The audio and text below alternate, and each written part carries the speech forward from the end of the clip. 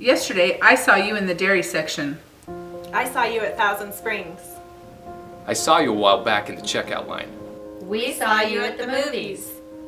I saw you at the Rupert Pool. I was picking up milk. You were picking up eggs. I think you thought I was judging your cart. And when you saw me, You stopped because it's weird to see your teacher in the store. Like we don't drink milk or we don't eat eggs. You don't see us as real people. Which explains why you dashed behind the two leaders and tried to blend in. We see you push open doors, darkness, and hope. we see you in the halls and in the seats and every other better get an A and B perfect day. We see you with your head down, headphones on, heading out to your car so you don't have to eat lunch alone. We see you. Flat-brimmed, blonde hair, undress-coated, student body sweater, lone guitar, PDA, couple of kids, searching. You are more than your outfit. You are more than your makeup. You are more than the side of the line they let you sit on. You are more than the sports you play and the one you don't. You are more than a GPA, ACT, AP, or regular classification on a college application, regardless of whether you sent it in. We don't know everything. Although sometimes we act like we do. We see the cars you drive. But we don't know the roads you take to get home. We see your eyes, silent, encouraging. But we don't see what's behind your vision. The meteorologist is predicting thunderstorms. But you don't watch the weather anymore because that forecast never seems to change.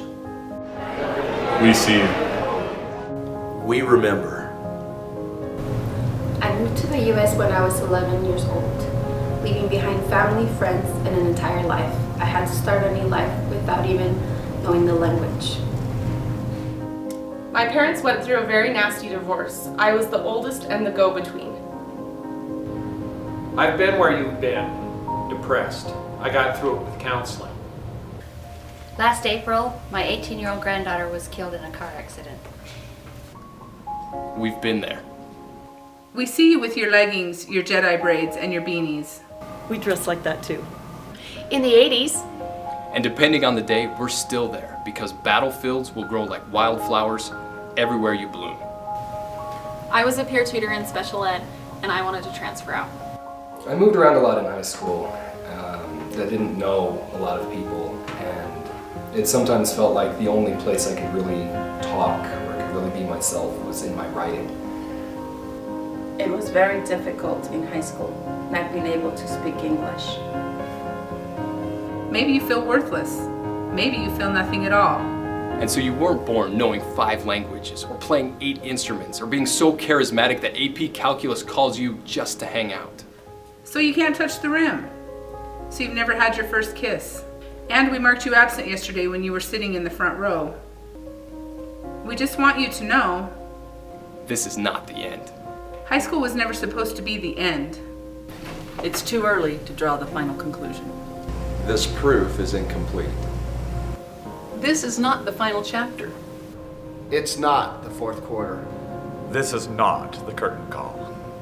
I graduated college with honors and received a full ride scholarship to complete my master's. It can be done. Now that it's 16 years later, I'm still the go-between, and they still cannot be civil to each other. 3 months later, I met my wife, got married, had kids, became a counselor. You can get through this. it's been almost a year. I had thought that by now I would be getting better, but now I realize I'm never going to get better. And now I'm a special ed teacher, and I love it. I'm still writing. By the end of this year, I'll have seen about a dozen articles and book chapters published with my name on them. As much as I struggled in high school, I decided to become an ESL teacher. I wanted an opportunity to help other students who are going through the same struggles. There's a hole ripped in my heart. It's never going to heal. I just have to be careful that I don't let that hole get bigger. It's a little known fact that when you apply for adulthood, happiness reviews your resume, looking for one bad day, if not 14 in a row, so that you and the moon both know what it's like to fight back to full. We see you fight the fighters that don't have fists. Sometimes knocked down, but never knocked out is one of our favorite things about you. This is us. Cheering you on because life goes 12 rounds, if you're lucky. And we're all bound to get a little bloody.